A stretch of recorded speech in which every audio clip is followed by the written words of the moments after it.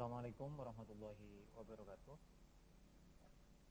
Kami dari kelompok 22 akan mempresentasikan tugas mata kuliah Manajemen Proyek Teknologi Informasi dengan judul Aplikasi Sistem Informasi Penjualan Koperasi Sekolah pada Madrasah Ibtidaiyah Sabilillah Sampang. Next.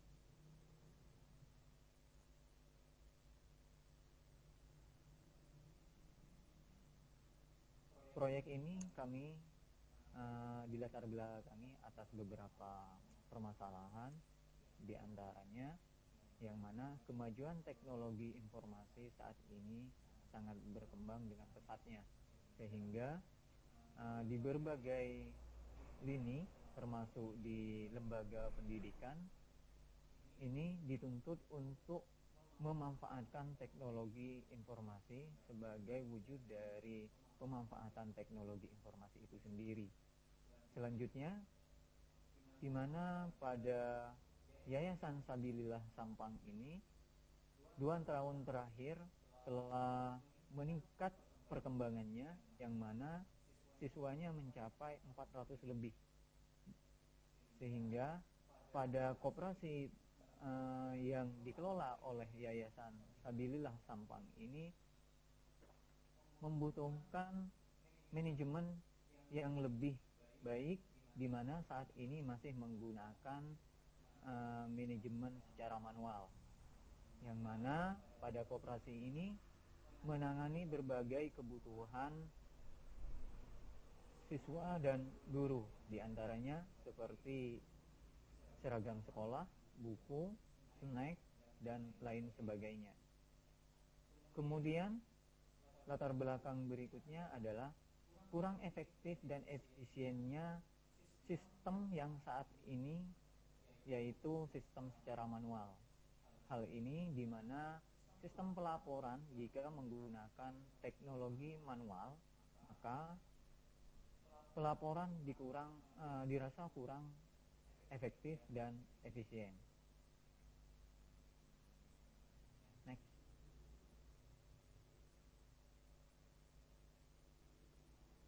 Sehingga dari latar belakang dan tersebut, maka kami rumuskan permasalahan, yakni aplikasi ini dibuat untuk koperasi Madrasah Ibtidaiyah Sabilillah Sampang, yang mana aplikasi ini dapat membantu kinerja koperasi yang sebelumnya menggunakan sistem manual untuk melakukan setiap kegiatannya.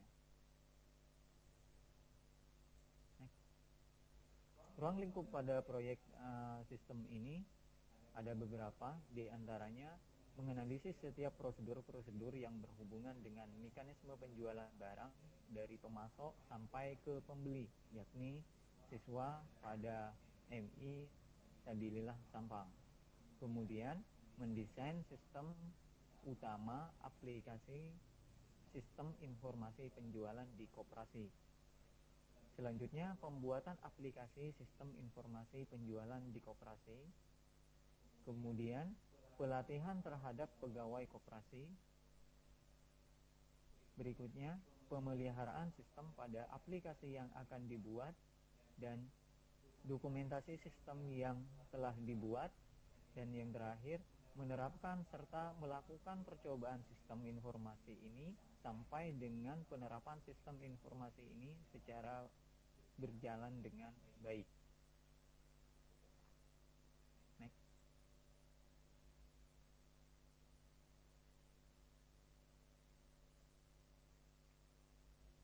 Manfaat pengembangan sistem, di mana manfaat ini diharapkan dari pemanfaatan sistem secara manual hingga beralih ke sistem komputasi. Yang pertama, meningkatkan pelayanan koperasi kepada siswa Madrasah Ibtidaiyah Sabilillah Sampang, memudahkan pegawai koperasi untuk penjualan di koperasi sekolah, yang mana sebelumnya jika melakukan menggunakan sistem secara manual, mungkin pegawai mengalami kewalahan. Selanjutnya, mengganti sistem manual ke dalam sistem baru yang lebih terkomputasi. Kemudian mempermudah untuk pencarian barang dan mengecek stok barang. Jika dilakukan secara manual, hal ini tentunya akan sangat sulit. Selanjutnya, pemeliharaan data lebih cepat dan mudah dilakukan. Kemudian yang terakhir, laporan lebih rapi sehingga dapat menganalisa laporan demi kemajuan koperasi.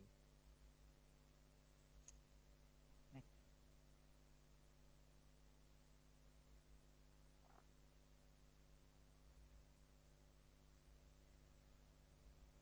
Tujuan perencanaan proyek, di mana tujuan dari perencanaan proyek kami ada beberapa, diantaranya tujuan dirancangnya proyek sistem informasi penjualan di koperasi ini antara lain mengurangi jumlah antrian siswa dan memberikan pelayanan penjualan barang koperasi lebih cepat dari sebelum sistem ini dibuat. Kemudian, proses pemeliharaan data dapat dilakukan dengan pengarsipan melalui media komputer dan proses pemeliharaannya jauh lebih mudah jika dilakukan dengan komputerisasi. Kemudian, mempermudah proses pelaporan data penjualan sehingga dapat menganalisa penjualan di koperasi.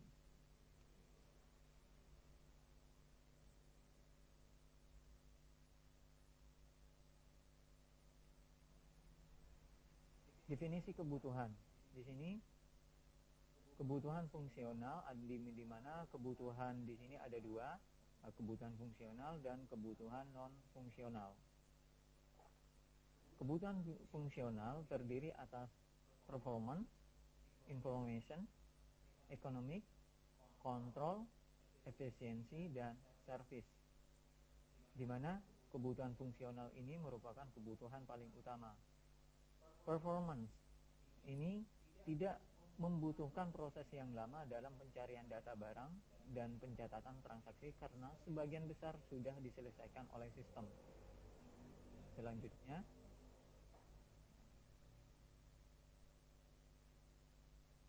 information, di mana pada tahap ini pada sistem baru penginputan dan perhitungan harga barang lebih akurat. Kemudian pada sistem baru proses pencarian data barang akan menghasilkan informasi data barang yang relevan. Pada sistem baru proses pembuatan laporan akan lebih tepat waktu karena diproses menggunakan sistem yang terkomputasi. Berikutnya, economics diharapkan dapat lebih menguntungkan karena dengan adanya sistem dapat mengurangi biaya operasional per bulannya dan meningkatkan manfaat yang dihasilkan.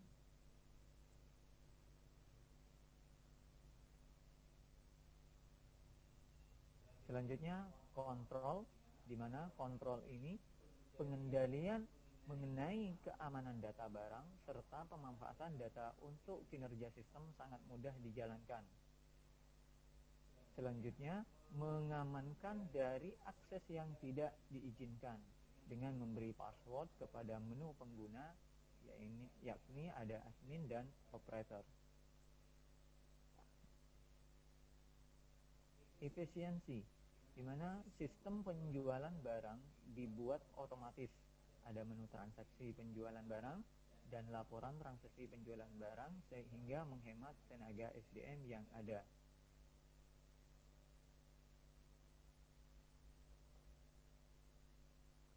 Service, pada sistem yang diberikan oleh tahap service, sistem akan mempermudah pelayanan pembelian. Maka petugas akan mencari detail barang.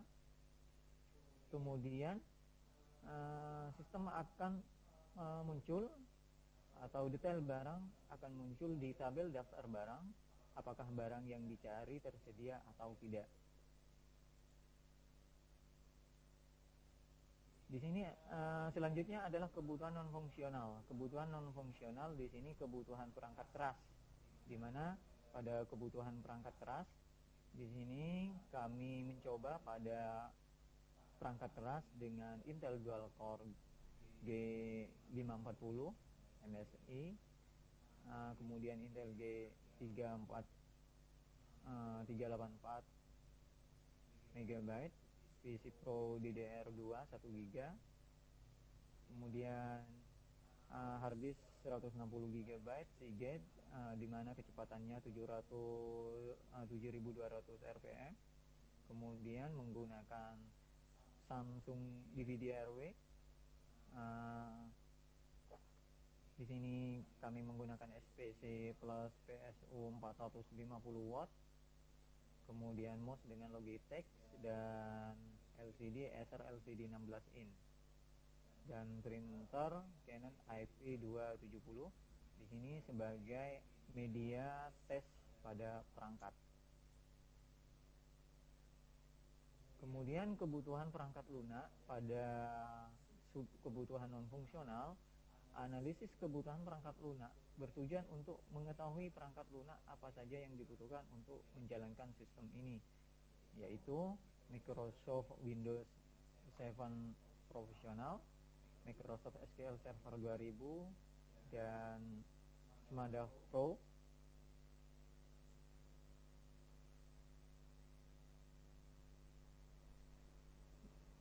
Pada sistem ini terdapat beberapa modul pengembangan, di antaranya ada modul login admin, modul data pengguna, data barang, modul data produk, modul data jenis, modul data pemasok, modul transaksi pembelian, modul transaksi penjualan, modul laporan data jenis, modul laporan data produk, modul laporan data barang, modul laporan data pemasok, modul laporan data pengguna, modul laporan data penjualan, modul laporan data pembelian, dan modul laporan rugi laba atau laporan laba, di mana dengan modul ini akan bisa dilihat sistem yang ada atau yang akan dibangun.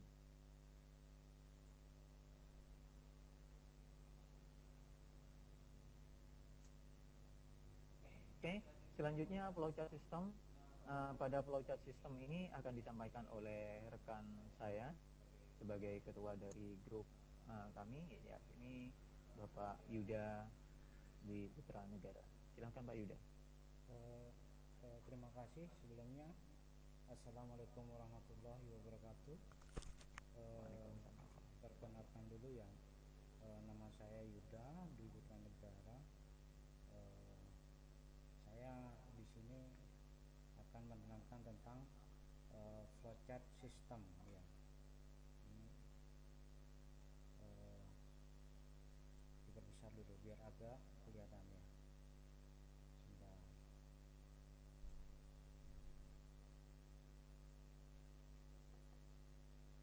Ya, untuk flowchart sistemnya ini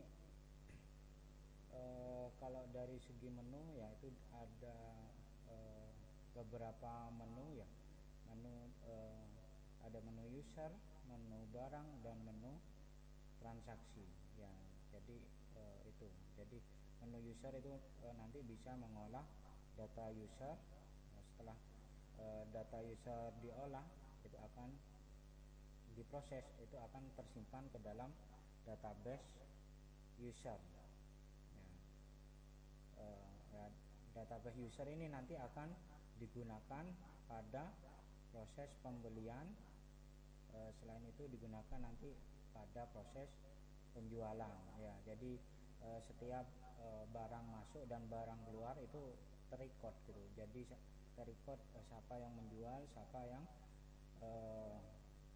membeli gitu. Jadi ketahuan ketika ada kesalahan input misalnya, itu nanti ketahuan user mana yang sering terjadi kesalahan dulu, supaya nanti kesalahan tersebut tidak terulang kembali gitu ya. Terus setelah database user tersimpan, nanti di sini juga bisa mencetak laporan ya, user ini gimana kinerjanya, user ini apakah baik per bulannya, per harinya gitu. Itu nanti dikeluarkan, ditampilkan pada proses laporan ya, cetak laporan itu yang nantinya laporan itu nanti di dilaporkan ke ketua atau kepala koperasi gitu ya. Untuk itu untuk user. Selanjutnya untuk menu barang ya, di menu barang ini nanti terdapat modul-modul gitu, modul-modul sub modulnya gitu. Yang pertama ada data jenis ya, data jenis ini diinputkan ya. Jenis ini maksudnya jenis jenis barang gitu, contohnya jenis alat tulis, jenis seragam atau jenis makanan minuman, itu nanti dimasukkan di sini ya. Kalau ada jenis baru misalnya ada jenis barang makanan minuman gitu atau minuman gitu ya, itu dimasukkan ke dalam tabel jenis ini dan nanti dicetak di proses laporan gitu. Kalau sudah tersimpan di database akan dicetak ke dalam proses laporan. Terus ada data produk ya. Data produk ini produk dari mana saja gitu. Jadi diproses dan tersimpan ke dalam sebuah database ya. Gunanya apa? Gunanya ada data produk ini supaya kita tahu gitu produk mana aja yang sering terjual gitu, yang laku gitu, sehingga kalau kita tahu kita mudah dalam mengambil keputusan untuk membeli produk tersebut dengan jumlah yang lebih banyak gitu, supaya untungnya lebih besar gitu ya. Terus ada produknya ini juga di proses cetak laporan. Jadi semua modul yang ada ini ada proses cetak laporannya gitu. Jadi laporannya itu per modul, jadi memudahkan untuk proses pelaporan. Terus ada data barang ya. Data barang itu diproses, diinputkan ya, sehingga tersimpan data barang ya. Dalam proses penginputan data barang, data produk itu juga diinputkan gitu ya, diinputkan sehingga nanti nyambung ke dalam database barang ya. Ini. Terus setelah itu database barang itu akan dicetak pada proses laporan ya, sehingga nanti data barang yang masuk itu apa aja bisa ketahuan. Terus data barang ini juga nanti akan dipanggil oleh proses pembelian data. Pembelian data juga dikirim proses penjualan data. Jadi data barang ketika ada pembeli atau ada penjual itu nanti bisa dipanggil secara otomatis. Jadi tidak menginputkan data barang secara manual gitu. Jadi tinggal menginputkan kode barang ya, jadi muncul nanti barangnya apa gitu ya. Itu untuk data barang. Terus ada data pemasok. Jadi pemasok ini contohnya data distributor ya. Jadi distributor dari produk, misalnya produk makanan itu misalnya ada sales produk makanan ke koperasi, itu masuk ke dalam pemasok sehingga nanti tersimpan. Nah, pemasok ini juga nanti akan tersimpan ke record ke dalam proses pembelian data ya, sehingga nanti ketika sales atau distributor datang itu nanti bisa menganalisa barang yang sering terjual gitu atau sering dibeli gitu. Itu pemasok. Terus pada menu transaksi, ini ada dua menu, yaitu data pembelian dan data penjualan ya. Data pembelian itu ketika kita membeli barang dari distributor itu masuk ke sini ya, sehingga nanti akan tersimpan ke data pembelian. Ini untuk pembeliannya secara umum ya. Kalau Jadi ada dua nanti tersimpan database-nya, pembelian secara umum dan pembelian secara detail, pembelian barang secara detail. Terus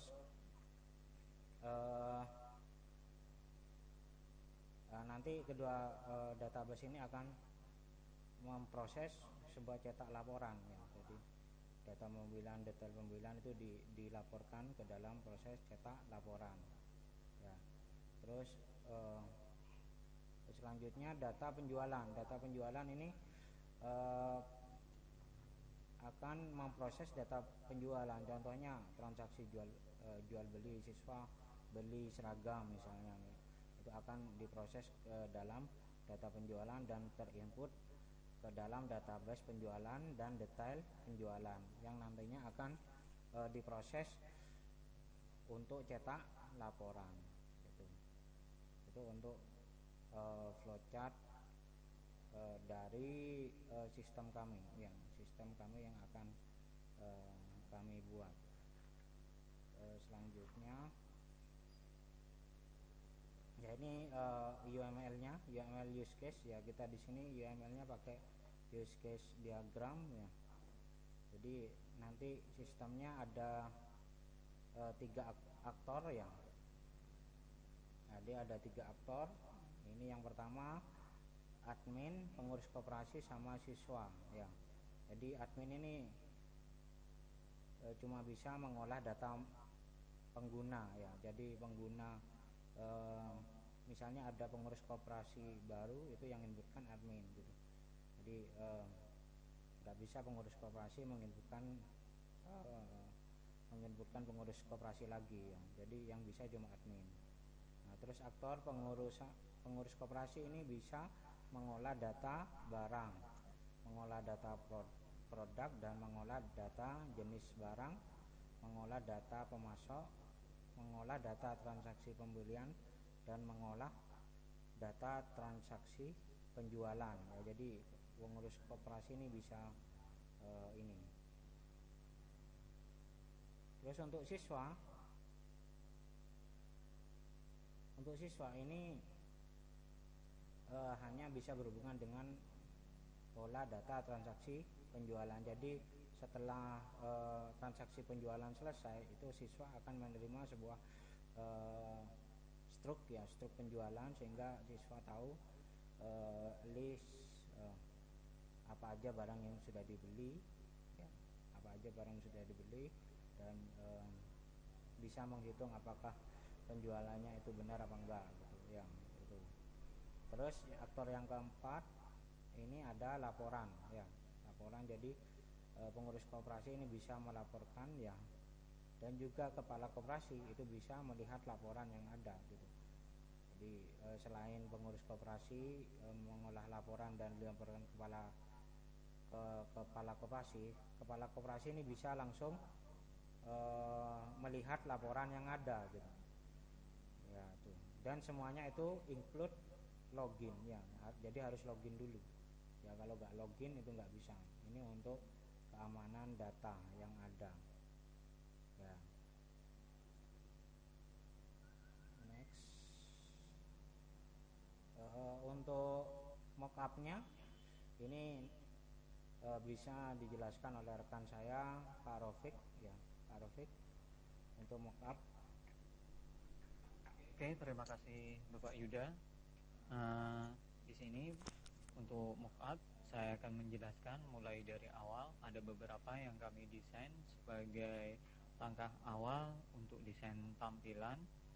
Untuk yang pertama di sini merupakan halaman login, di mana pada aplikasi ini, karena aplikasi ini dirancang untuk sistem koperasi dengan multi user, maka di sini pada tahap pertama ketika aplikasi ini dijalankan, maka akan ditampilkan menu login, yang mana pada form ini terdiri atas username, password, dan level user, di mana nanti pengguna dapat memilih level sesuai dengan level jabatannya.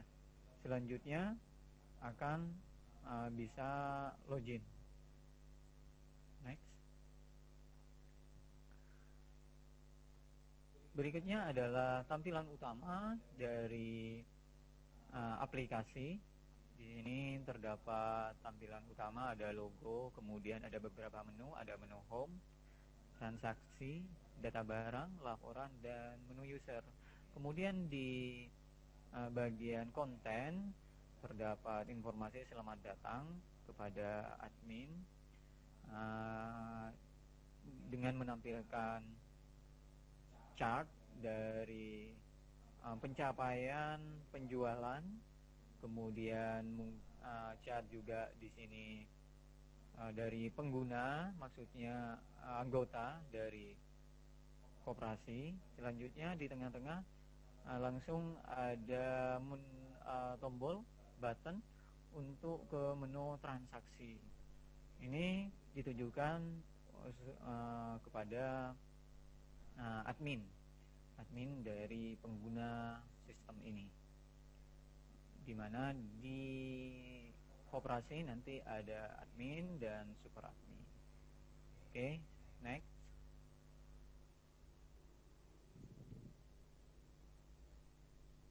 Oke, pada menu transaksi di sini merupakan transaksi di mana pihak admin dengan siswa melakukan transaksi pembelian atau transaksi jual beli. Di sini ada transaksi baru dan di mana pada transaksi di sini terdapat inputan untuk menginput kode barang, bisa melalui manual atau bisa menggunakan perangkat khusus seperti barcode reader.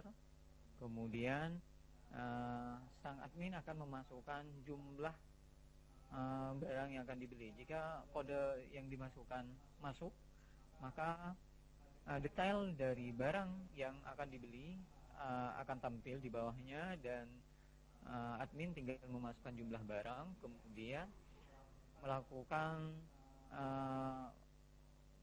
pembelian, yaitu dengan memencet tombol beli pada item per item barang yang dipilih. Kemudian akan barang yang dipilih nanti akan masuk ke keranjang belanja di sampingnya. Maka di situ akan ditampilkan merek yang dibeli dengan harga satuan. Kemudian ditampilkan pula total pembelian.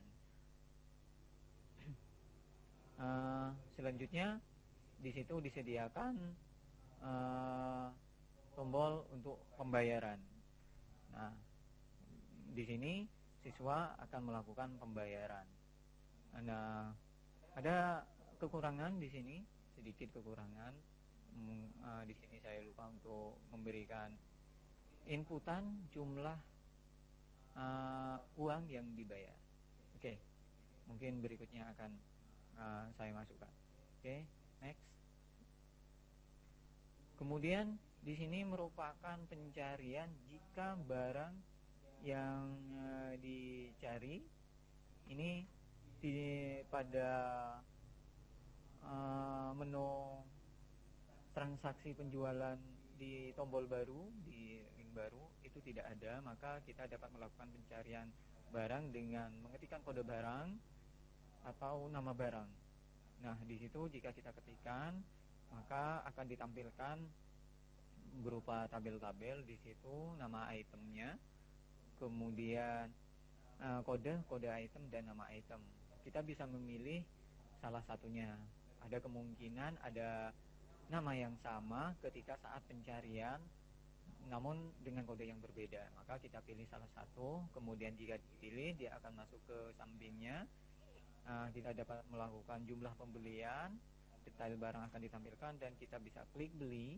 Selanjutnya ketika diklik beli, dia akan masuk ke menu pembelian baru seperti itu. Oke, next.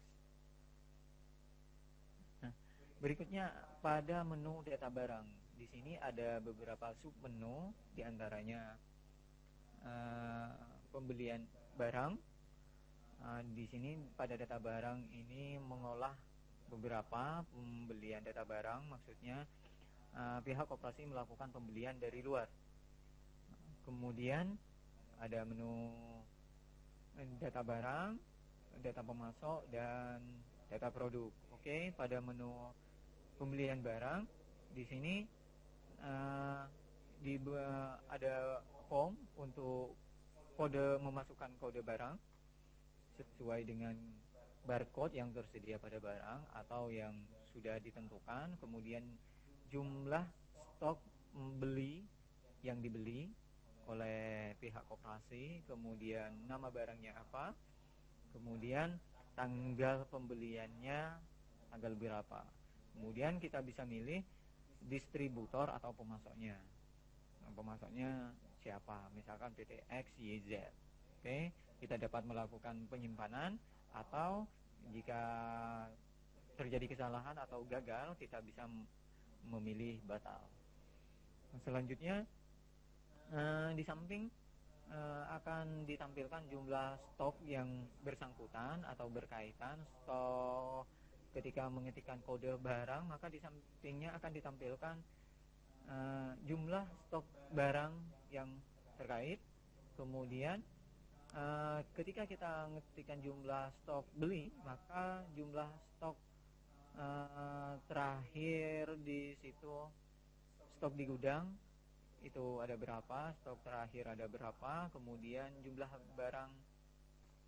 Oke, pada data barang di sini telah kami jelaskan beberapa informasi dari menu data barang yang disediakan, yaitu pada pembelian barang. Selanjutnya pada data barang itu sendiri. Next, Pak Yuda.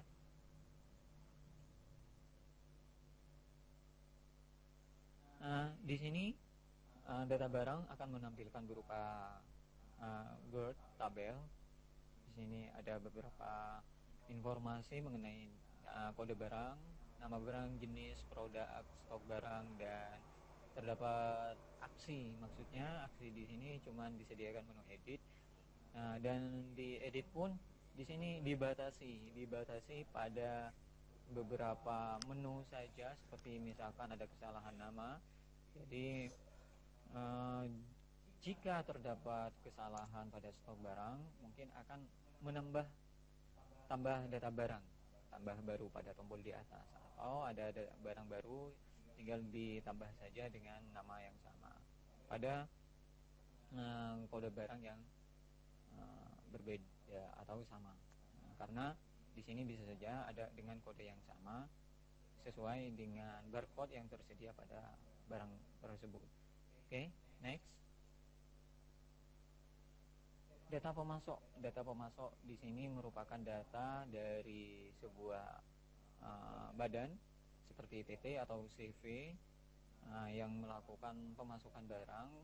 Bisa seperti PT misalkan mengirimkan barang terhadap kami atau terhadap koperasi, atau koperasi membeli dari sebuah badan seperti PT atau CV, maka bisa ditambah di sini jika ada data pemasok baru, atau bisa melakukan penghapusan jika terdapat kesalahan. Di sini ada edit, ada hapus jika ada kesalahan pada nama pemasok. Next. Kemudian data produk di sini merupakan data dari produk, di mana sebuah merek itu dikeluarkan berdasarkan produk tertentu seperti Indofood misalkan, Unilever, Samsung atau yang lainnya dan sebagainya. Kita bisa memasukkan data-data produk di sini. Selanjutnya data jenis produk. Di sini ada jenis karena setiap produk meskipun dikeluarkan oleh produk yang sama, biasanya ada beberapa jenis.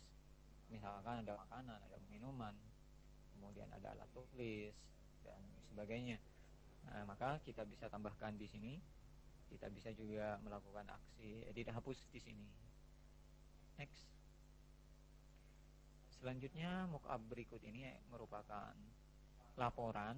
Di menu laporan di sini ada laporan bulanan, ada di mana seluruh kegiatan pada laporan bulanan ini akan dicetak nantinya.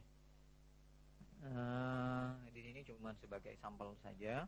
Di situ ada tambah, sebenarnya itu cetak laporan.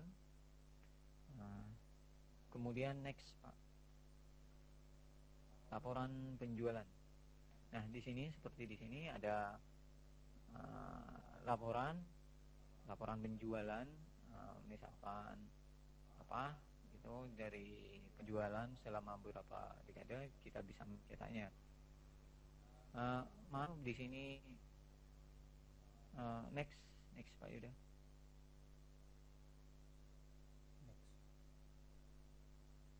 Ini user kita bisa ngalamin. Oke. Loncat kayaknya Pak Yuda. Laporan. Ya.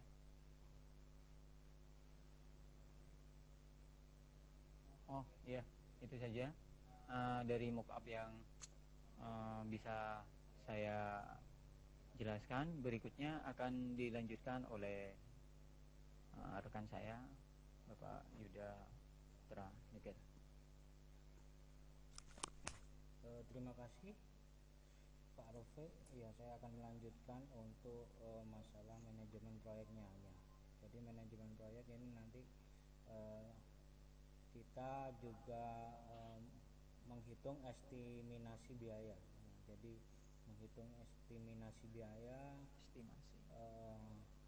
Dari estimasi biaya ini ada beberapa poin yang harus dihitung ya. Yang pertama ada menghitung CFP ya, Create Function Point ya.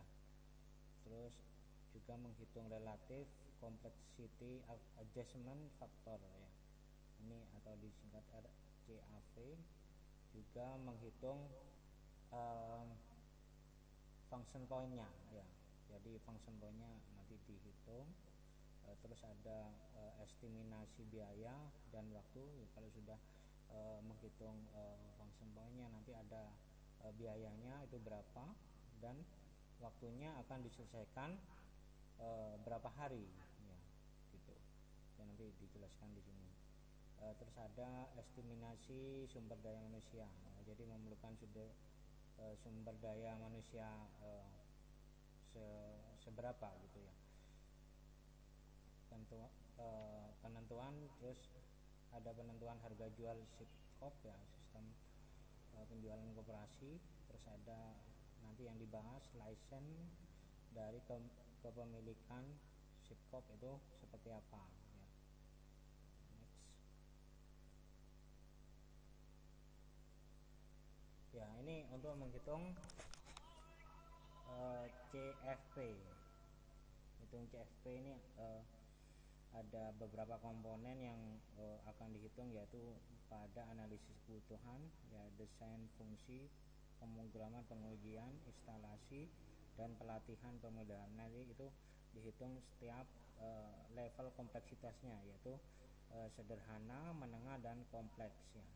Sedangkan levelnya itu juga dihitung jumlah bobot dan poinnya berapa gitu ya. Ini dihitung. Jadi jumlah bobot dihitung sehingga nanti dijumlahkan tiap poinnya ya, tiap poin levelnya. Kalau sudah dihitung maka dijumlahkan semuanya gitu. Jumlahkan semuanya. Sehingga hasilnya nanti sebesar pada cloud function point-nya ini 447 ya.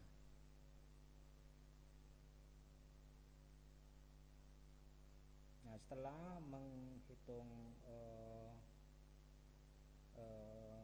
selanjutnya menghitung RCAV, yaitu Relative Complexity Adjustment Factor ya. Ini ada 16 komponen tadi dihitung bobotnya sehingga memperoleh hasil jumlahnya itu 42. Setelah RCAF, selanjutnya menghitung function point-nya. Setelah dibobotkan, maka jumlah dari bobot 16 kriteria yang tadi itu dapat dihasilkan RCAF-nya itu sebesar 42 ya. Setelah itu langkah selanjutnya itu menghitung function point dengan rumusnya FP itu sama dengan CFP ya dikali 0, dikali dalam kurung 0,65 ditambah dalam kurung 0,01 dikali RCAF ya itu rumusnya. Jadi tinggal dimasukkan aja CFP-nya 447 dengan RCAF 42. Setelah dihitung menghasilkan 478,29 ya. Nah, di sini tarif project per jamnya kita alokasikan 40.000 ya. Dengan alokasi 8 personil ya, 8 personil orang yang akan mengerjakan project ini, maka estimasi biayanya yaitu 40.000 dikali 478 yaitu sebesar 19.131.600 ya. Itu untuk estimasi biaya. Sedangkan estimasi waktunya itu kita hitung waktu kerja dalam sehari itu 8 jam ya. Itu kalau dibagi ya jadi totalnya semua kita dapat menyelesaikan proyek ini sepanjang 56 hari ya waktunya. Jika waktu kerja per bulan itu 24 hari, maka total semuanya itu akan bisa diselesaikan 2,3 bulan ya itu. Selanjutnya ya ini waktu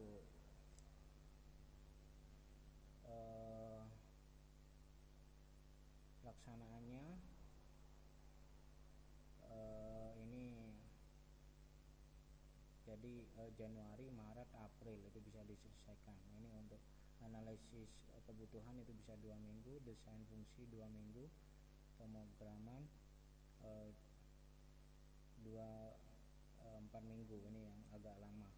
Untuk pengujian cukup 1 minggu, instalasi 1 minggu, pelatihan itu 1 minggu, pemeliharaan itu 1 minggu juga. Untuk dokumentasi ini semuanya akan didokumentasikan dari analisis kebutuhan sampai pemeliharaan ya.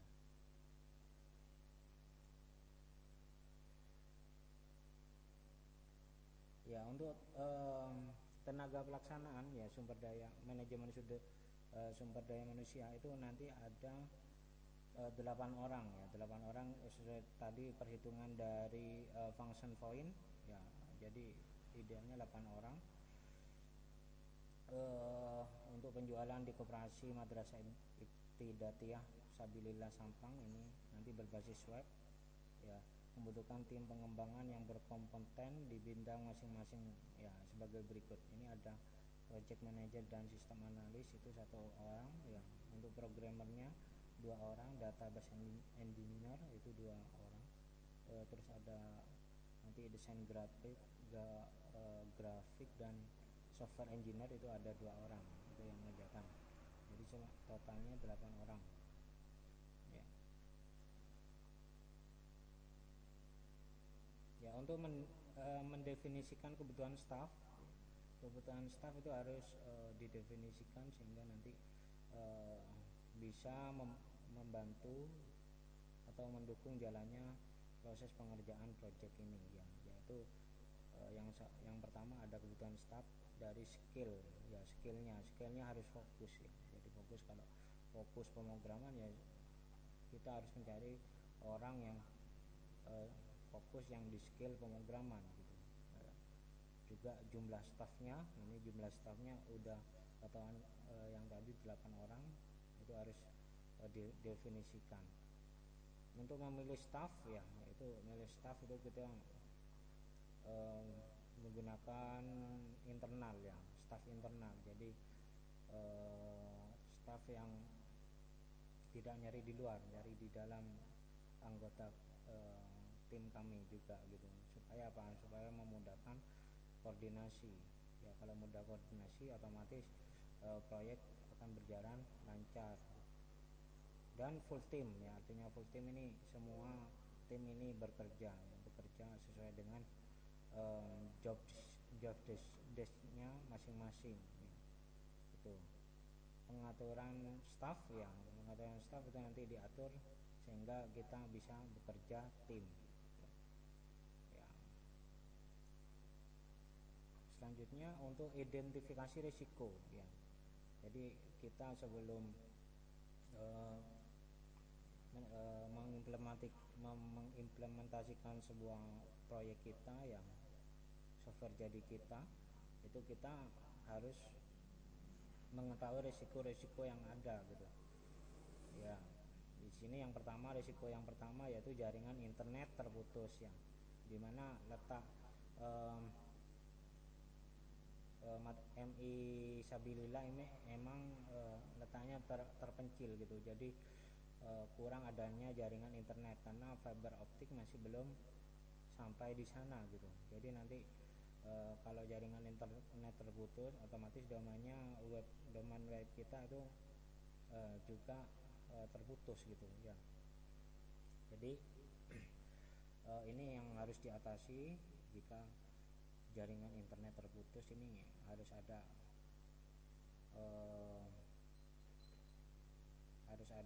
pengatasan ya gitu.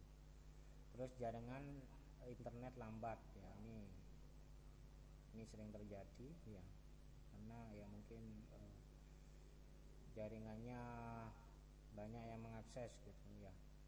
Terus kegagalan software, misalnya softwarenya tidak bisa diimplementasikan, itu tidak bisa dibuka, itu harus ada penanganannya. Kesalahan manusia ya, ini juga diperhitungkan karena seringkali yang salah bukan softwarenya, manusianya. Misalnya manusia salah input data, itu harus diperhitungkan juga gitu, untuk mengatasi kesalahan-kesalahan yang sering dilakukan oleh manusia, human error ya. Terus yang selanjutnya ada bencana alam ya. Ini kalau bencana alam ini sudah memasuki risiko yang tidak terduga ya. Ini harus diperhitungkan juga gitu, karena bencana alam ini sangat krusial ya, harus ada penanganan juga gitu.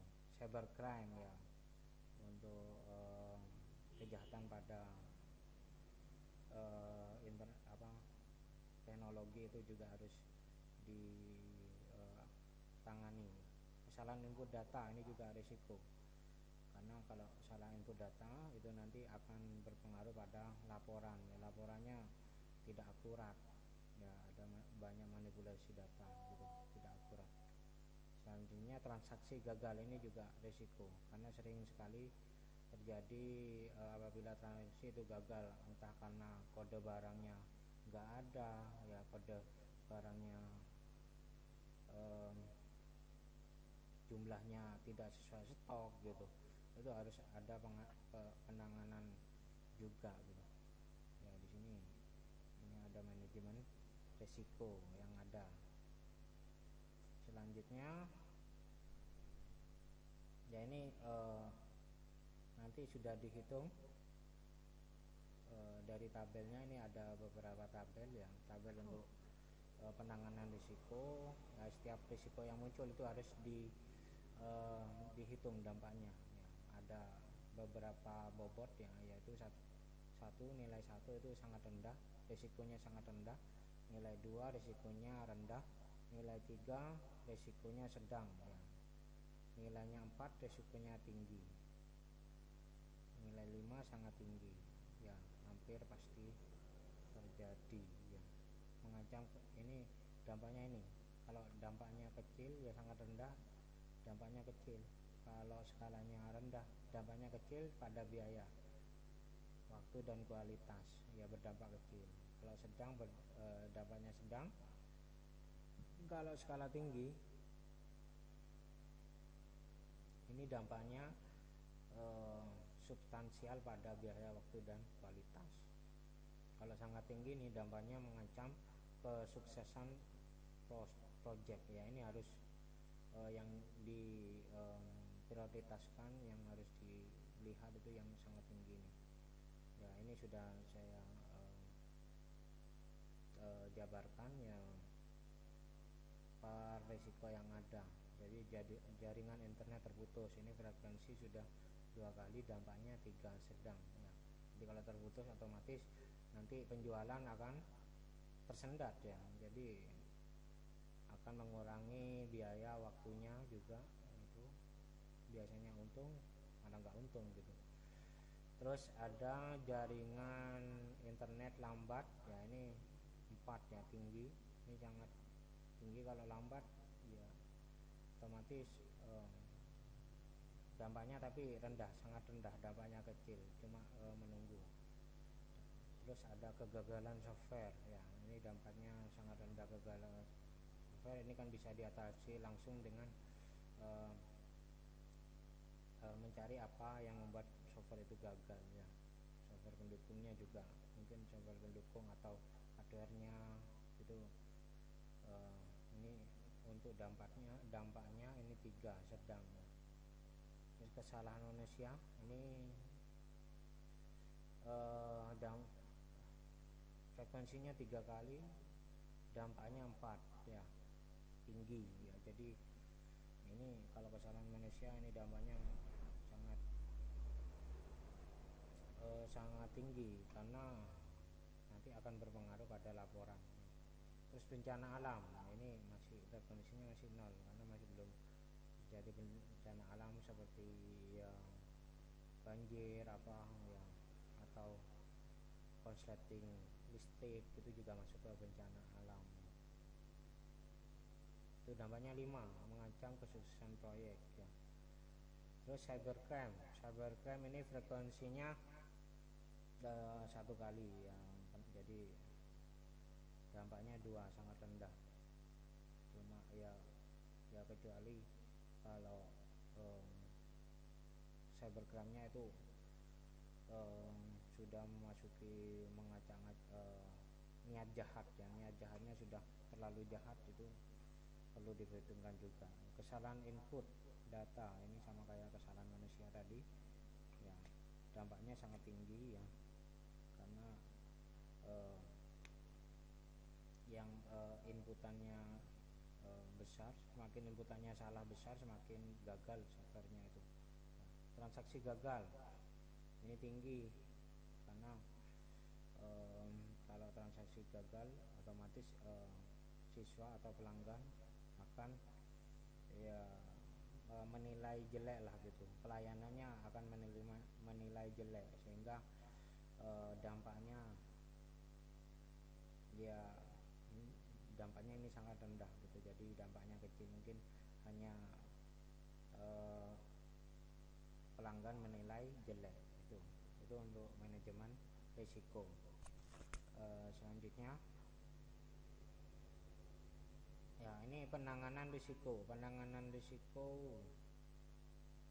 ya. Kalau yang pertama jaringan internet putus, itu penanganan risiko yaitu mengcalling ISP ya.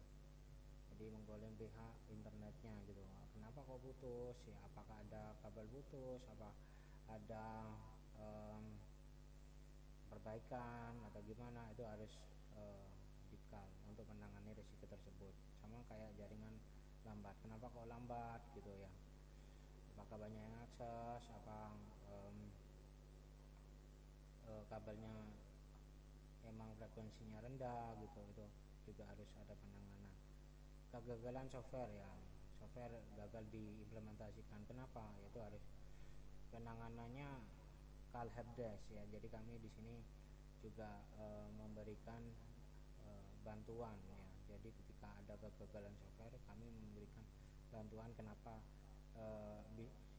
supaya bisa menangani kegagalan software tersebut ya. Terus kesalahan manusia, nah ini untuk menangani risiko ini kita melakukan training secara berkala ya, mungkin tiap bulan kita training pegawai koperasi supaya tidak melakukan kesalahan-kesalahan yang fatal gitu. Bencana alam ya kan, namanya bencana alam ya tidak terduga ya. Jadi ya apa boleh buat, kita harus memperbaiki sistem yang terkena efek dari bencana alam tersebut ya.